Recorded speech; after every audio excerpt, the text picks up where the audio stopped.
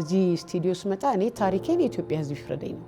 ምንድነው የተፈጠረው ማለት ከሀገር ውጪ ነበር እንደማንኛውም ሰው ከዛ በኋላ እንግዲህ እርጉዞች መጣሽ እየተሰራ እያደገ ይኖራል ብሎ አለ።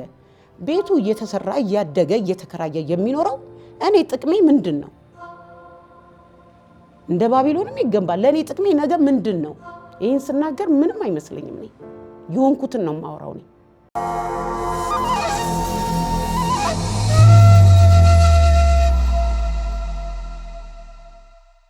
ሰላም ጤና ይስጥልን የተከበራችሁ የዮሃ ሚዲያ ቤተሰቦች እንደምን ሰንብታችኋል? በዮሃ ሚዲያ የተለያዩ ቤተሰባዊ ማህበራዊ ያልተነኩን ያልተዳሰሱ ታሪኮችን ወደ እናንተ ወደ ተከበራችሁ ተመልካቾች እንደምናደርስ ይታወቃል። ዛሬም በአንድ ታሪክ ተገናኝተናል። ከረጅም ዓመት የስደት ቆይታ በኋላ ወደ ሀገሬ ስመለስ ከቤተሰቦቼ ጋር መግባባት ከበደኝ መሰለኝ። ይሄን የኢትዮጵያ ሕዝብ አይቶ ይፍረደኝ ትላለች የዛሬ ተረኛ ባለ ታሪካችን። ምን ሆና ነው? ምን ገጥሟት ነው? በቆይታችን ሁሉንም ወደ እናንተ ወደ ተከበራችሁ ተመልካቾች እናደርሳለን። በዮሃ ሚዲያ የሚቀርብ ታሪክ ካላችሁ እኛን ማግኘት ከፈለጋችሁ ደውሉ። የመረጃ ክፍል ባለሙያዎች ሀሳባችሁን ተቀብለው ከኛ ጋር ያገናኛችኋል። እኔ አለምሰገድ ታደሰ ነኝ። አብራችሁን ቆዩ። የህልሞን መኖሪያና ማረፊያ ከቴምር ጋር እውን ያድርጉ።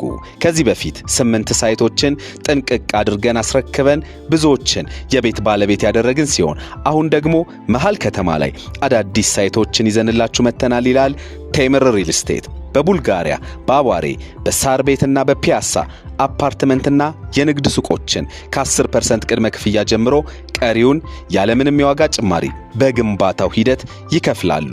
በተጨማሪም ሙሉ ክፍያን ከፍለው የ35% የዋጋ ቅናሽን ያግኙ ይላል ቴምር ሪል ስቴት። የቢሮና የሳይት ጉብኝት ለማድረግ እንዲሁም ለተጨማሪ መረጃ በ0931 82 7777 ላይ ይደውሉ። ቴምር ፕሮፐርቲስ የህልሞ ማረፊያ። ይህ ላንተ ላንቺ ወይም ለርሶ የሚሆን ትክክለኛ መልእክት ነው። ምን አይነት የስሜት ለውጦችን እያስተናገዳችሁ ነው? የድብርት፣ የጭንቀት፣ ከሰው ጋር ያለ መግባባት ወይንስ ባለፈ ታሪኳችሁ ላይ ተከስቶ በነበረው ችግር ዛሬ እንደ አዲስ እያዘናችሁ ነው? ልብ በሉ፣ እያንዳንዱ የስሜት ለውጦች ይታከማሉ በስነ ልቦና ባለሙያዎች አማካኝነት። ስለዚህ የሚፈጠርባችሁን ማንኛውንም አይነት የስነ ልቦና ችግር ለባለሙያዎች በማማከር መፍትሄ ማግኘት ይችላሉ። በቅድመና ድህረ ጋብቻ፣ ከሱስ ከወሲብ ጋር በተያያዙ ችግሮች፣ በግል ጉዳይ፣ በድብርት በጭንቀት ውስጥ ካላችሁ፣ ሰዎች አይረዱኝም፣ እኔም ሰዎችን መረዳት አልችልም፣ ከሰዎች ጋር ዝም ላለ ጊዜ መቆየት አልችልም፣ ባለፈው ህይወቴ ላይ በተከሰተው ችግር ዛሬም እንደ አዲስ እያሰብኩት እየተጎዳው እየታመምኩ ነው፣ በትዳሬ በቤተሰብ ጉዳይም መግባባት አቅቶኛል፣ ከልጆቼ ጋር በተለይ ልግባባ አልቻልኩኝም፣ ለልጆቼ የባለሙያ እገዛ ያስፈልጋል እምትሉ ከሆነ በሀገር ውስጥም ከሀገር ውጭም ያላችሁ ኢትዮጵያውያን ልትደውሉልን ትችላላችሁ። ባለሙያዎቻችንን እዚህ በአካል በመገኘት አሊያም በኦንላይን መጠቀም ትችላላችሁ። በ0928 444 222 ላይ ደውሉልን።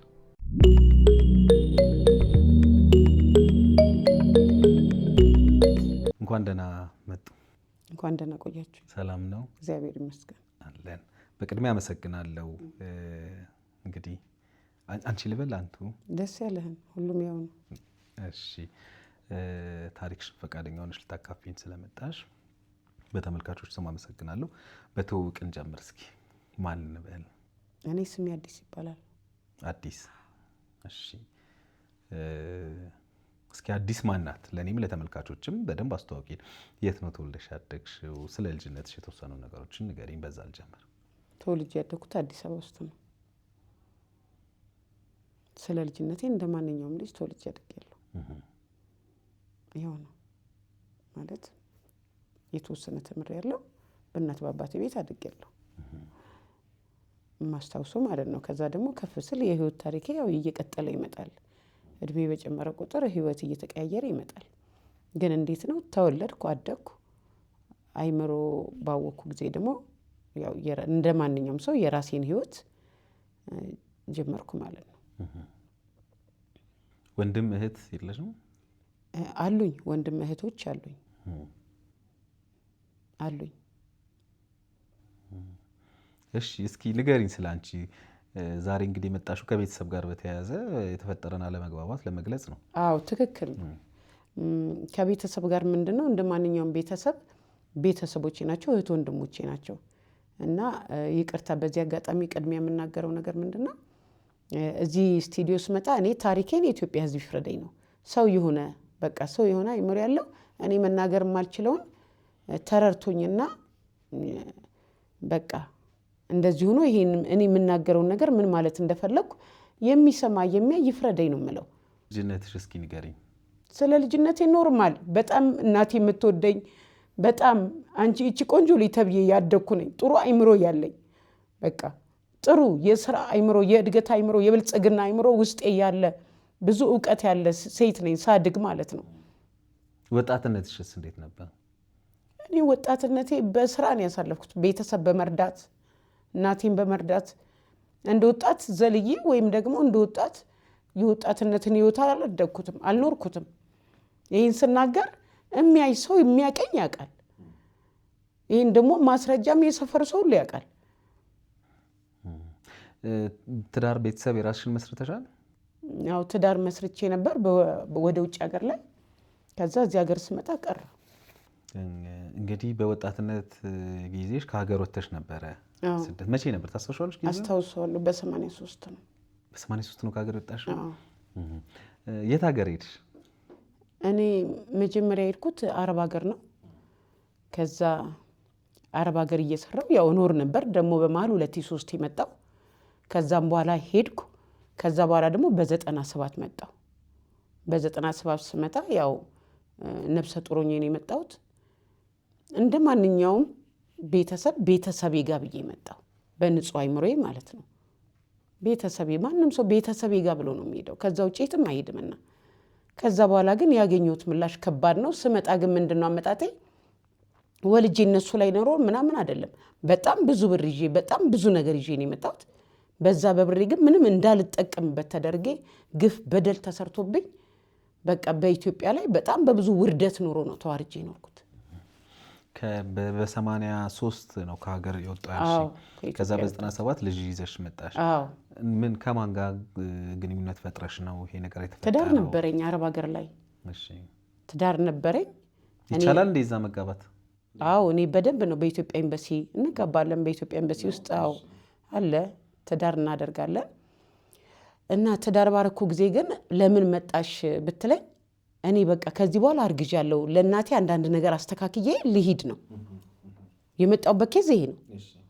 ከዛ መጣው የእናቴ ቤት እጅግ የወዳደቀ ስለነበረ በቃ የምንም ነገር ማደሪያ ስለነበር እናቴ ደግሞ እድር ግቢ ላይ ነበረች የምትኖረው። ያንን ቤት ቀና አርጌ ለእናቴ ትንሽ ነገር አርጌ ሲሄድ እንኳን ሀሳብ አያስጨንቀኝም። መውለዴን እዛው ነው የምወልደው ብዬ ከባለቤቴ ጋር ተነጋግረን የተለያየ ነው። እና እንደ ማንኛውም ሰው ውጭ ሀገር ላይ ክራይ ቤት ነው የምንኖረው። ክራይ ቤት ተከፍሎ ምን ብሎ ፕሮግራም ይዘን እሱም ሀገሩ ላይ ደርሶ ሊመጣ እኔም ሀገሬ ላይ መጣን። ስመጣ ግን የት ነው የሱ ሀገር? ወደ ደቡብ አፍሪካ ነው። ኢትዮጵያ አይደለም? አይደለም ኢትዮጵያ አይደለም። እና ጥቁር ነው። እና በመመጣበት ጊዜ የኔ ፍላጎት ምንድነው የእናቴ መጠለያ ቀለስ አድርጌ ያቅሜ ለእናቴ የሆነች ነገር ሰጥቼ መሄድ ነው። እዛ ከወለድኩና ልጅ አሳዳጊ ኮንኩ ግን እናቴን ላረዳ እችላለሁ የሚል ሀሳብ ነው እዚህ ጋር ያመጣኝ።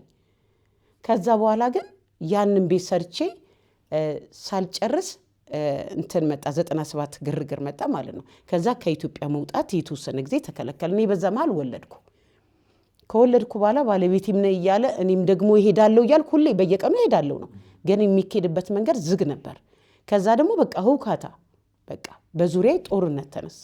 ይሄ ነው የማልለው። ሰው ማንን ይከሳል? ወንድሙን፣ እህቱን፣ እናቱን ከባድ ነበር።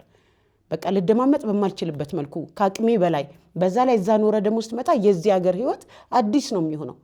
በቃ በአማርኛ እያወራ እንኳን የማትግባባበት ደረጃ አለና በእንደዚህ ያለ መልኩ በቃ ዕለት በመከሰስ ምን በማለት ምንም እኔ አላቅም። እኔ ግን ናፍቆኝ የመጣሁት ቤተሰቦቼ፣ እህቶቼ፣ እናቴ አይደለም የሰፈሬ ሰው ሌላ ተውና እና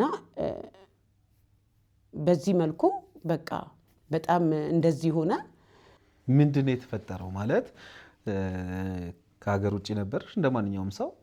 ከዛ በኋላ እንግዲህ እርጉዝ ሆነሽ መጣሽ፣ ቤተሰቦች ጋር ተቀላቀልሽ። እንግዲህ ገንዘብም ይዤ ነበር የመጣሁት ብለሽ ነበር። በደንብ ታዲያ ምን አለመግባባቱን ምን አመጣው ማለት ነው? እንግዲህ አለመግባባቱ ያ ቤት እንደዛው ባለ ጊዜ እኔ እንደ ይዋህነቴ ዝም ብዬ ገብቼ ሰራው የራሴን ፕሮግራም ነው ማየው። ከዛ በኋላ ግን የመጣው ጥሪ ምንድነው ከቤቱ ትውጣልን ሲባል ልውጣ እኔ ብር ይዣለሁ ሰርቼ መኖር እችላለሁ። ማን ነው ከቤቱ ታያለው? ያው እንግዲህ ፋሚሊ ነው ቤተሰብ ነው ያለችው እናቴ ናት። ግን ጫና ከእህት ከወንድሞቼ ነው።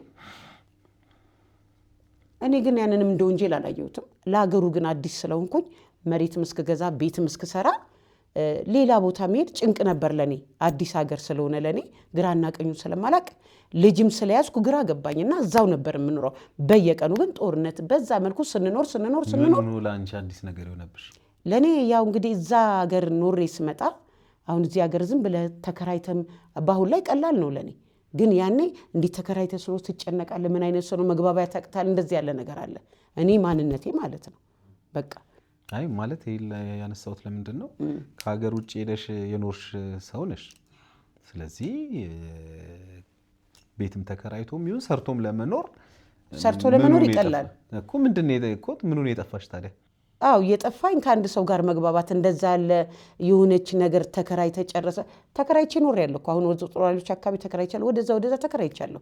ግን ምንድነው በራስ ነገር ለምደ እንደዛ በተጽኖ ደግሞ ስትኖር ያው እኔ ተፈጥሮም ነፃ ስለሆንኩኝ ይጨንቃል። ትኖራለህ እኮ መኖሩም ውጪም ይታደራል። ውጪ ማድር ያለው እንኳን ቤት ተከራይቶ መኖር ውጪ ማድር ያለው ኩሽናም በረንዳ ማድር ያለው ጣቢያ ላይ ማድር ያለው እና በዚህ መልኩ እየኖርን ሁሉ ነገር እኔ ያለመርኩን ነገር ሁሉ ይጨንቀኛል። አሁን ከእናንተ ጋር ሳውራ ይከብዳል ስለማላቃችሁ እንጂ ባቃችሁ ግን እንደልቤ ያወራለሁ። ገባ አይደል? ይሄ ተፈጥሮ ነው፣ የግል ጉዳይ ነው። እንደዛ ደግሞ የማይጨነቅ የማይጠበብ ሰው ይኖራል። እና በዛ መልኩ ግን እየኖርን እያለ በቃ መለያየት ባለበት መልኩ ተለያየን። ከተለያየን በኋላ ደግሞ ከማን ጋር ተለያየሽ? ከእህት ከወንድሞቼም ከእናቴም ጋር ተለያየን። በቃ እኔ በኩሌ ማልፈለግ ከሆነ ጥግ መያዝ አለብኝ። ጥጌን ይዤ መኖር ጀመርኩ ማለት ነው። ጥጌን ይዤ እየኖርኩ ግን የመጨረሻው ነገር ምንድነው እስቲ ያጠፋሁት ነገር ካለ ይቅርታ ይደረግልኝ ብዬ ሁሉ ሽማግሌ 100 ነው የምልከው። ደግሞ ጥፋቴንም አላቅም፣ ምን አጠፋች የሚባለውንም ነገር አላቅም። ብቻ ያው እኔ እዛ እንድገኝ አይፈለግም፣ ሚስጥሩን አላቅም። በዛ ልክ እኔም የማውቀው እንድገኝ የማይፈልጉበትም ደግሞ እኔም የማውቀው ኬዝ አለ። እኔ እሱንም አልናገር የሚቀር ግን ምንድነው ለማለት የምፈልገው ምንም ይሁን ምንም እህትና ወንድሞች ነን። ያ ሁሉ በደልና ኃጢአት እኔ ላይ ተከስቶ ሲሆን ግን ምን ጨነቀኝ እኔ ለምን አልኖርም በሚል ወደ ቄራ አካባቢ ማንም ያውቃል መኪናዬን ገዝቼ ቤት ተከራይቼ ጥሩ ኑሮ እኖራለሁ። እናት ደግሞ እናት ናትና የሆነ ሰዓት ትተህ ትሄዳለህ። ትቼ ደግሞ እናቴ ጋር እጠይቃለሁ። እና በዛ መልኩ ግን ዘመን መጣ፣ ዘመን ተገፋ፣ እናታችን አረፈች። ዋና እዚህ ጋር ያመጣኝ ኬዝ ምንድነው እናታችን አረፈች። እናታችን ባረፈች ጊዜ ግን ውክልና ወንድሜ ውክልና ዋናው አሁን ዛሬ ተጠያቂ የማደርገው ለነገሩ ማንን ነው? ወንድሜን ነው። እህቶቼ ምንም የሚያውቁት ነገር የለም። ስለ ሴት ናቸው፣ እንደኔው ናቸው። ይሄ ነው ብሎ አነጣጥሮ ይመቱኝ ነገር የለም።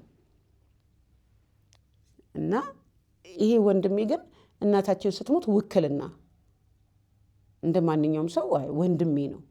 ወንድሜ ስለሆነ ውክልና በሰጠው ለምን እሱ እያለ እኔ ሞራሉን በዚህ ምነካው ምን አስኬደኝ ብዬ ውክልና ሰጠሁት። ያን ውክልና ያዘ። ከዛ በቃ ስትጨርስ ንገረኝ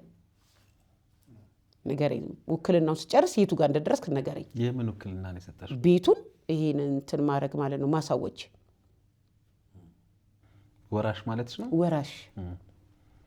ከዛ እሱ ወራሽነት አረጋገጠ። ምን አለና የሁላችሁንም ነው? አዎ የሁላችንም ነው። ያው በፍቃደኝነት ነው የምትሰጠው፣ የሁላችንም ነው።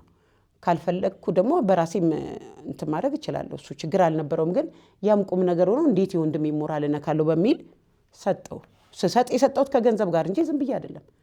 ለምንም ነገር እንዳይቸግረው አርጌ ሸፍኜ ነው ከከበሬታ ጋር ማለት ነውና ምንድነው አሁን ዋና አንኳሩ ጥያቄና የኔ የመጣሁበት ኬዝ ያንን ነገር ካለቀ በኋላ ያው ቤቱንም ምናምንም ይሰራል። ከዛ ግን እኔ ዝም ብዬ ሳይ ጠየቅኩት። ዝም ብሎ ማየት ብቻ ሳይሆን ምን እያረክ ነው? አንደኛ እኔ እዚህ ቤት ውስጥ መንግስት ያስቀመጠልኝ አንድም ካሬቱን መጠለያ ፈልጋለሁ። ምክንያቱም መኖሪያ ቤት የለኝም። የከፈልኩት ዋጋ ይበቃኛል። አሁን ቤቱን እኔ ብሰራውም ያን ቤት የሰራውበትን ሂሳብ አላልኩም ያልኩት ግን እናትና አባቴ በመንግስት የፈቀዱልኝ መጠለያ ግን እፈልጋለሁ ስለው ምንድን ያለው ድሮ በሰራሽበት ዋጋ ላይ ታስቦ ያንቺን ድርሻና የኔን ድርሻ ይዘሽ ትይጃለሽ በተረፈ ይፈልግሽው አምጪ በሚል መልስ ሰጠኝ አንዴ አይደለም 100 ጊዜ ከዛ እኔ ደግሞ ምን እላለሁ እስቲ ይሁን ሞቅታ ይሆናል እልህ ይሆናል ይሄ ወንድሜ ነው ቤቱ ቢፈርስ እሱን አይተካም እህቶቼንም አይተካም ምንም ማለት አይደለም በእኔ እምነትና በእኔ አመለካከት ግን ዓለም መብቱን አስከበረ ከዛ እንደውም ያው ዛቻውላ ጀመረ አንድ ነገር ስጠይቀው ዋረፊ ተጠንቀቂ ምናምን ይላል እንዳሳወጀውም ደግሞ ሁኔታ ካርታ አለው የተለያዩ ወረቀቶች አሉ አንድ ሰው ውክልና ተሰጠው ወይም ያንን ነገር ሲያሳውጅ እህቶች ወይም ያላችሁ ሰዎች ይሄው እናንተን የሚመለከታችሁ ይሄ ወረቀት በእጃችሁ ይሄ መብት አላችሁ እኔ ደግሞ እዚህ ጋር ደርሻለሁ በቃ አሁን ደግሞ ክራይ አለ እስቲ ይሄን ክራይ ደግሞ ቁጭ በሉ ተሰብሰቡና ይሄ ነው የሚል መብት እኔም በተመለከተ አላየሁም ከዛ በሁለት ዓመት ከምናምኑ 20,000 ደርሶሻልና ከውጭ ቀሪ ትወስጃለሽ ብለው አሉኝ እከሌም ሳልለ ማለት ነው እህቴ ናት መታስተለኝ ችግር የለም ዘመኔን ሁሉ ወስዳችሁታል 20,000 ብር እዚህ ጉሊት ሰርች የማገኘው ስለሆነ ውሰዱት እሱም ተካፈሉት በካልኩሌሽን አልፈልግም የኔ ጥያቄ መጠለያ እንጂ የ20,000 እና የ100,000 ብር ጉዳይ አይደለም ከዛ አንድ ሰው ብቻው ምንም ሊያረጋ አይችልም ያው እኛ ህብረት ፈጥረናል ተስማምተናል ቤቱ እንደዚህ የሚል ህግ አወጡ መጀመሪያ ቤቱ ራሱ በራሱ እያከራየ እየተሰራ እያደገ ይኖራል ብሎ አለ ቤቱ እየተሰራ እያደገ እየተከራየ የሚኖረው እኔ ጥቅሜ ምንድነው እንደ ባቢሎንም ይገንባል ለኔ ጥቅሜ ነገ ምንድነው ነገ ልሞት ይችላልው ባለውበት ህይወቴ ግን ልጠቀም የእናትና አባቴን ቅርስ ልጠቀም ይገባኛል በሚል ብዙ አለመግባባት መጣ ቤቱ ምንድን ነበር ቤቱ መኖሪያ ቤት ነው መኖሪያ ቤት ነው የት አካባቢ ነው ያለው ወደ መርካቶ አካባቢ ነው ኮካኮላ ይሄ ወደ ታች ወረድ ብለ ካብነት ዝቅ የቤቱ የእናትና አባታችሁ የእናት አባታችን ነው ወይስ የግል ንብረት ቀበሌ ቤት ነው የግል ንብረት ነው የግል ንብረታቸው ነው እሺ ስንት ልጆች ናቸው ያላችሁ 7 ናችሁ ስለዚህ እንግዲህ ሲመስለኝ እናትና አባታችሁ ልጆች ከሆናችሁ እንግዲህ ህጉም የሚመስለኝ ለሁላችሁም እነሱ በህይወት ከሌሉ ውርስ ላይ ደግሞ ወራሽነታችሁን ካረጋገጣችሁ በዛ መሰረት እኩል ተካፋይ እንደምትሆኑ ነው የምንረዳው ያው ተረዳለ ስለምታቅ ተረዳለ ሶ ታዲያ ምንድነው የተፈጠረው ለምንድነው 20,000 ብር እንኪ እንደዚህ ሺህ ብር በቃ የኔም ጥያቄ ይሄ ነው የኔ ጥያቄ ደግሞ ምንድነው እኔ ማንነኝ እነሱ ማናቸው ለምሳሌ ትልቁ እህቴ አለች ይሄ የቤተሰብ ማረፊያ ነው ተብሎ አለች እህቴ ትኖር እህቴ ናት ምንም አይነት ቅሬታ ኖሮኝ አይደለም ግን አንዱ ተቀምጦ አንዱ ወጥቶ አንዱ በልቶ አንዱ ባዶ ቆርቶ እንደው ምንን አፌ እንደዘጋ ምንም ማለት የመናገር እድል እንዳይኖረኝ አካባቢ ላይ እንኳን ሰው እንዳያዳምጠኝ ምስክር እንኳን እንዳላገኝ የሆነ ካካ ያለበት ሰው ነው ያረገኝ ጥያቄሽ ምንድነው ጥያቄ እናትና አባቴ ያስቀመጡልኝ ያወረሱኝ መጠለያ ፈልጋለሁ ነው የኔ ጥያቄ ታዲያ ይሄን ጥያቄ ለምን ከነሱ ጋር መግባባት ካልቻልሽ ለህግ አመልከተሽ በህግ አጠይቂም እንዴ አሁን እኔ ወደ ህግ እየሄድኩ ነው አሁን ያጋጣሚ እኔ ትናንትና እዛ ሄጄ አምጪ የተባልኩትን ወረቀት እያመጣው ግን እዚህ መምጣትና ደግሞ መናገር እንዳለብኝ አምኜ መጣው እንጂ ወደ ህግ እየሄድኩ ነው ወደ ህግ መሄዱ ደግሞ ቀላል አይደለም እንደዚህ አሁን እንደምንለው አይደለም ትወጣለህ ትወርዳለህ ይደክማል ትራንስፖርት አለብህ አገሩ ሩቅ ነው ያለውበት ከሱልታ ጠረፍ ላይ ነው የምመጣው ትራንስፖርት ብቻ ስጠብቅ እዚህ ሳላይ እደርሳለሁ አሁን እዚህ ጋር እናንተ ጋር ደረስኩት አየር ላይ ነኝ ቁጭ ብዬ በልቼ ጠጥቼ ምናምን አይደለም በቃ ከቤት ይወጣው ሁሉ ሰዓት መንገድ ላይ ነው የሚያልቀው ስሰራ መርካቶ ላይ ሰራ እንደዛው ዘመኔ እየተበላ አካላቴ እየደቀቀ እየራበኝ እየጥማ እየተዋረድኩ ያ የቤቱ ጉዳይ ብቻ አይደለም የማንነት መብት ጥያቄም አለኝ ስለዚህ እሱ ማን ነው ምንድነው ማንነት እኔ ማን ነኝ ያ መከለከልበት ምክንያት እኔ ማን ነኝ ለሌሎቹ ወስደዋል ድርሻቸው ሌሎቹ ደግሞ እጠይቃቸዋለሁ ስጠይቃቸው ምንድነው የሚሉት አንዷ እህቴ ናት ለምንድነው ማትገባው የምትለው እንዴ ለምንድን ነው የማትገባው? ለምንድን ነው ይሄ ነገር የሚፈጠሩ የምትለው አንዷ እህቴ ናት። አንደኛዋን ደግሞ ስጠይቅ እንግዲህ አንድ ሰው ብቻው የሚያደርግ ነገር የለም። አንደኛዋን ስጠይቅ አይ እኔ ቢቀርብኝ ለምን እኔ እንደምረዳው ግን እሱ ጋር ጫና አለ። ኦፕን ያደረገላቸው ነገር የለም። መብታቸው እንዲጠቀሙ ያደረገው ነገር የለም። ለምን ህጉ ጥያቄን አልመለስሽልኝም ያልኩሽ እነሱ ካንቺ የተለየ ጥቅም እዛ ቤት ላይ የተጠቀሙ ነው ወይ ሌሎቹ ነው ያልኩሽ? አዎ ሁሉም እህትም ወንድሞች? አዎ ተከራይቶ ክራይ እየበሉ ነው። እሺ ላንቺ አይሰጥሽም ኪራይ? አዎ የክራይ የ2 ዓመት ተኩል ክራይ 20 ሺህ ብር ይዘው መጡ። እሱም ብር አላየሁኝም ወሬ ነው ያየሁት። እና ስላለ ሲሉ አይ እኔ የ2 ዓመት ምናምን ልውሰድ እንኳን ብል ይሄ ድርሻ አይደለም። ድርሻ ካስፈለገ እኔ ቤቱን ከ80 ዓመት በፊት 6 ክፍል ሰርቪስ ሰርቻለሁ። አልፎ ደግሞ ቤቱን አፍርሼ ሰርቻለሁ። አልፎ ደግሞ እንዲሁም ደግሞ እናቴ ታማ አድሻለሁ። ወዘናዬን መልኬን ልጅነቴን ያጣሁበት ነው። አስፈላጊ ከሆነ ይሄ ሂሳብ ላይ ከገባን ግን ሂሳብ ላይ ሳይሆን የገባ ነው። እኔ የገባሁት መጠለያ ይሰጠኝ የሚል ጥያቄ ብቻ ነው። መጠለያውን ካልሰጣቸውኝ ደግሞ ተዉት ነው እኮ። ስለዚህ ቤቱን ስንት ናችሁ አጠቃላይ? 7 ናችሁ።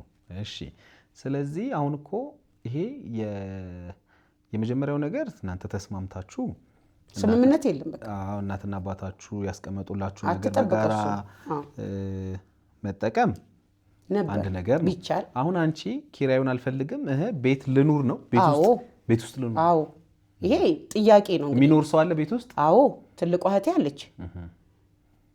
አንድ ሳሎን፣ አንድ እቃ ቤት፣ አንድ ኪችን፣ አንድ መኝታ ቤት በስፋት ነው እየኖረች ነው። እኔ እሷ ለምን ኖረች አይደለም ግን እኔ ያለ መኖሬ ተጽዕኖ ምንድን ነው? እነሱስ ማን ናቸው? ምንም በተመለከተ እኮ ቆይ አንድ ያልገባኝ ነገር ጠይቀኝ። ደስ ኪራይ ተከራይቶ እየተከፋፈላችሁ ነው? አዎ። ታዲያ ኪራይ ተከራይቶ እየተከፋፈላችሁ ከሆነ ተስማምታችኋል ማለት ነው። በኪራይ አልተከፋፈልኩም እኔ። እነሱ ተስማምተው ነው። አሁን እሱ ምን አለ? እኔ ባልኩት የምትስማሚ ከሆነ የተሰጠሽን ተቀብለሽ ትቀመጫለሽ ነው። እኔ ደግሞ ባለመብት ስለሆንኩ አንተ ባዘዝከኝ አልኖርም ነው። መብቴ ተከብሮልኝ መንግስት ያስቀመጠልኝ ቤት ተከብሮ ተሰጥቶኝ ላከራዩም ዘግቼውም ሊድ ልኑርበትም በቃ ድርሻዬ በካሬ ይሰጠኝ። እኔ እዛ ቤት ላይ ካርታ ላውጣ ልሽጥ ለውጥ አላልኩም፣ ግን በጫና ግን አልኖርም ነው። ቤቱ ተከራይቷል ብለሽኛል። ከዛ ደግሞ እህቴ ትኖርበታለች ብለሽኛል። እህትሽ የት እየኖረች ነው? ቤቱ አለ እኮ ትልቅ ቤት ነው፣ ብዙ ቤት ነው። ብዙ ነው። አዎ ከሰርቪስ ከጓሮ 3 ክፍል ቤት አለ፣ ትልልቅ ቤት ወደ 10 ምናምን ሺህ የሚከራይ። እንደገና ደግሞ እዚህ ጋር ሳሎንና ጓዳ አለ ከሱ ጎን ማለት ነው። በሱ ፊት ለፊት ያለው የእህቴ መኝታ ቤት ነው። በዚህኛው በኩል ደግሞ ያለው ሳሎን ነው። ከዛ በኩል ደግሞ ያለ አንድ ቤት አለ ይከራያል። እንደገና መደዳ 4 ክፍል ቤት አለ ይከራያል። ለእኔ 1 ክፍል ቢሰጥ ሞት ነው። አንገት ላይ ገመድ ይገባል? አይገባም። ስለዚህ ይሄ እኮ እንግዲህ እኔ እንደሚመስለኝ ህግ ወደ ህግ ይሄድ ይፈታዋል። ምክንያቱም በጋራ እናንተ መስማማት ካልቻላችሁ ሊያስማማችሁ የሚችል ደግሞ የህግ አካላት ህግ እኮ ተናገረ። ህግ ምን አለ መሰለ? ህግ አሰፈረው። እናንተ በስምምነት የተሰጣችሁን መንግስት 23 ካሬ አስቀምጧል። ያን 23 ካሬ ከቻላችሁ ክላሱን ተከፋፍላችሁ በስምምነት ኑሩ። ካልቻላችሁ ደግሞ አከራይታችሁ ተጠቀሙ። ካልቻላችሁ ግን ሽጣችሁ ተጠቀሙ። 3ቱን አስቀምጧል። አለቀ። በዚህ ላይ መስማማት ያለብን የኛ ጉዳይ ነው። አሁን እኔ በመለመን እድሜ 2 ዓመት ከምናምን እናቴ ከሞተች በመስከረም 12 ደግሞ ይርጋ ያግደኛል። ከዚህ የተነሳ ነው እዚህ የመጣሁትና እኔ ወደ ህግ ሄዳለሁ። አልተውም፣ ወደ ህግ ሄዳለሁ። ሁለተኛ ደግሞ ሚዲያ ላይ የቀረብኩት ሚዲያው በራሱ የሚረዳኝ ነገር ካለ የኢትዮጵያ ህዝብ የሚረዳኝ ነገር ካለ ይስማኝ ነው። ምክንያቱም በቃ ይሄ ነገር እልባት እንዲያገኝ። ስለዚህ ምናልባት ለነሱ መልእክት ካለሽ ማስተላለፍ ትችላለሽ። ምንም መልእክት አልፈልግም። እኔ የምፈልገው ለኢትዮጵያ ህዝብ ነው። የኢትዮጵያ ህዝብ ይስማ ነው። እኔ በአጋጣሚ ያው ወደ ህግ ከሄድኩኝ ያሉትን ነገሮች አምጥቼ አሳውቅሃለሁ። አዎ ግን በተረፈ እነሱ ተጠርተው እንዲጠየቁ ምናምን አይደለም። ምንም አይደሉም። ለኔ ምንም አይደሉም። እዚህ ጋር ያደረሱኝ ሰው ናቸውና ግን እንዳልከኝ ከዛ መስገድ ለምን ነው አንቺ ነጥለው እንደዚህ ያደረጉት? ቅናት ነው፣ ክፋት፣ መርገም። ሌላ ምን አለ? ሰው እህቱን ከጠላ ፈጣሪውን አያውቅም።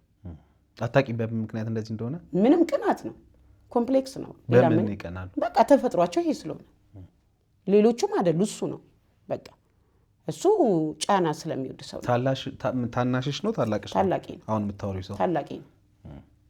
ታዲያ ከታላቅ ጋር ተከባብሮ በምንድን ነው የምታከብረው? በምን እንዴ ማክበር እንዴት ነው እስቲ አንተ ካስረዳኸኝ። ታላቅ በምን ይከበራል ይባላል? ታላቅን ለማክበር ምን ያስፈልጋል? ታላቅን ለማክበርማ ታላቅ መሆኑ በራሱ ያስከብረዋል መጀመሪያ አይደለም? ታላቅ ከሆነ ታላቅን ማክበር ነው።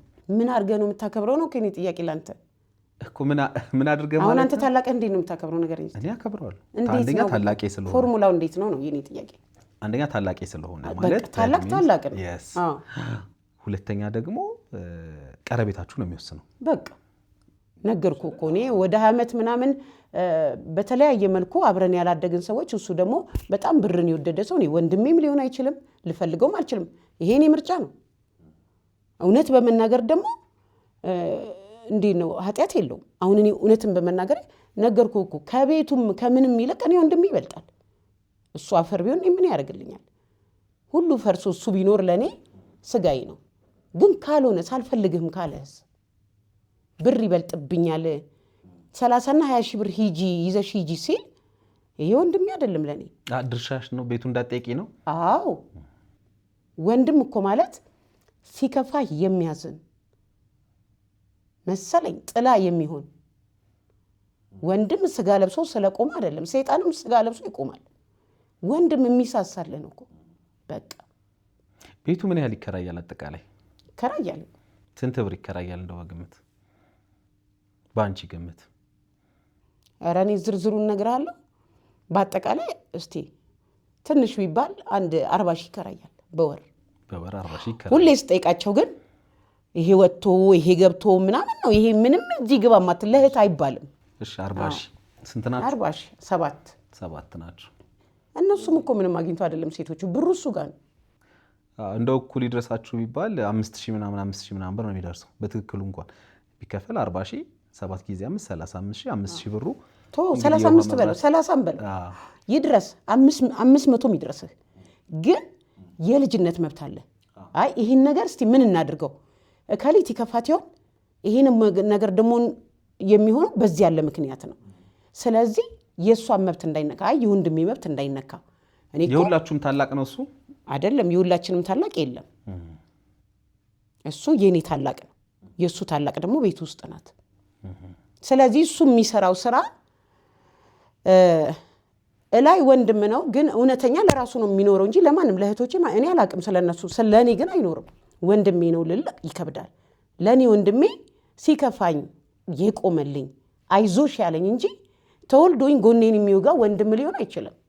ይህን ስናገር ምንም አይመስለኝም። እኔ የሆንኩትን ነው የማወራው። እኔ ወንድምህ እኮ እሺ ይልልሃል። አናግረሽው ታውቂያለሽ? 100 ጊዜና 1000 ጊዜ። እዚህ ጋር ዝም ብዬ አልመጣሁም። እናንተ ጋር ለመምጣት 2 ዓመት እንደዚህ ተፋጠኩ። እንዲህ ሰው ስለ ቤተሰብ ሚዲያ ላይ ያወራል፣ ከብዳል። አንተ ምንድን ነው ምክንያቱ? ምንም ምክንያት የለውም። ለሰዎችም ምንም ብሎ አያውቅም።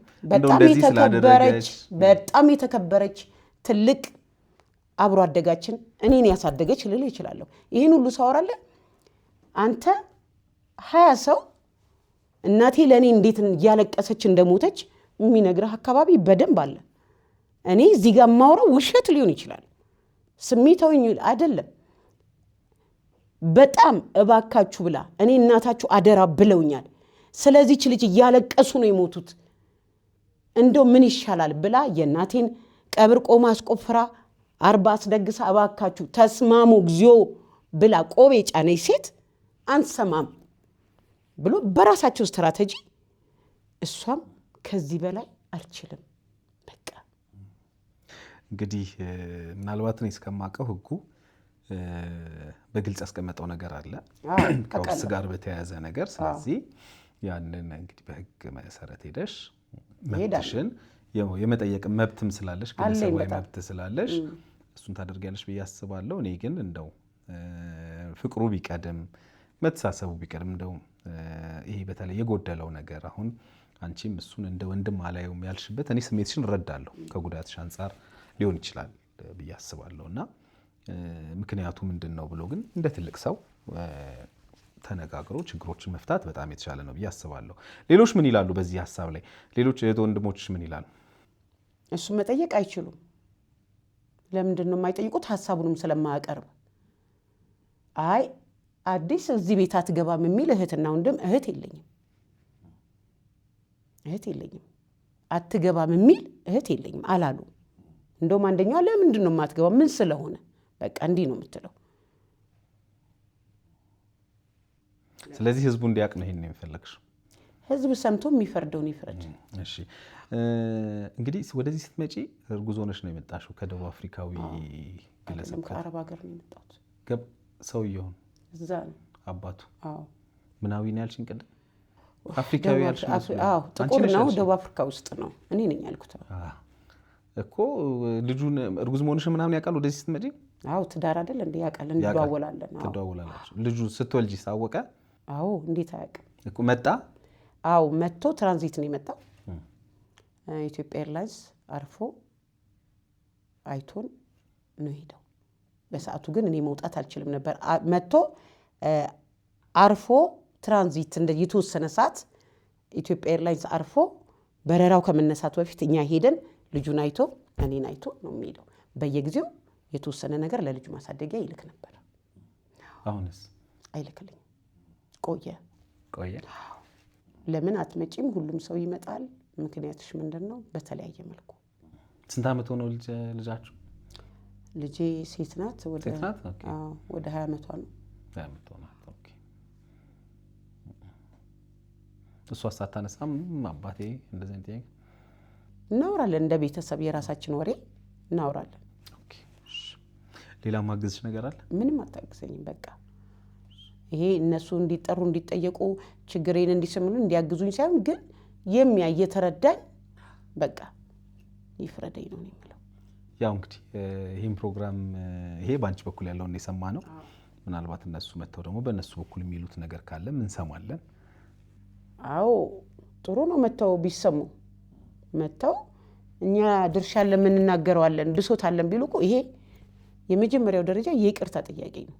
ሲመጡ በቃ እውነት ይሄ ነገር አለብን ብለው ሲመጡ እኮ እነሱም በውስጣቸው እውነት አለ ወይም ደግሞ ሀቅ አለ ወይ ቅንነት አለ ማለት ነው እኮ። ግን አይመጡም። እኔ ጠንቅቄ ስለማውቃቸው ማለት ነው። እስኪ እንግዲህ ምናልባት ይበል ጌታ። ዋናው እኛ የምንፈልገው እውነት ለመናገር የእናንተን መስማማት ነው። አሁን እኮ ባለንበት ደረጃ ስድብ ድብድብ ምናምን የለም። የስነ ልቦና ጦርነት ነው። አንቺ የለም እኮ በመሀላችን። እኔም ታላቄን አሁን ቤት ውስጥ ያለችውን አከብራታለሁ። ትናንት እዛ ነበርኩ። ወንድሜም ቢመጣ እንደኔ እንዳንተ ነው የምናወራው። እንደኔና እንዳንተ አውርተን ግን እኔ ጥያቄ ካልተመለሰልኝ ምኑ ጋር ነው የሱ ወንድምነት? አንቺ አትኖሪም፣ አንቺ አትወይም፣ አንቺ አትጠጪም፣ ማንም አይደለሽም። እስካሁን ምንም አይነት የኪራይ ጥቅም ምንም እናታችሁ ምንም ነገር አግኝተሻል? እኔ ጋር 5 ሳንቲም ካገኘው እግዚአብሔር ነው የሚያየው። እነሱም አይሉም ሰጥተናታል አይሉም።